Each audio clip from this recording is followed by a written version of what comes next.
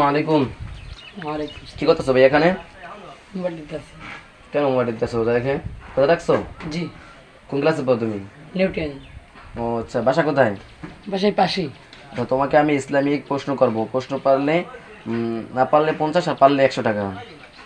জি, পারুন। ঠিক আছে, বলো। তোমার প্রথম প্রশ্ন হলো, কোরআন শরীফে কোন সূরায় বিসমিল্লাহ নাই? সূরা তওবা।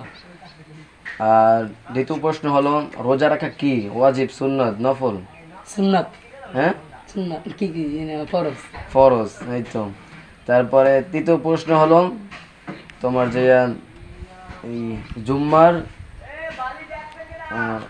জুম্মার যে ফরজ যে ইয়ে আছে, ফরজ নামাজ আছে, ফরজ নামাজে আগে যে ই খুতবা পড়া কি?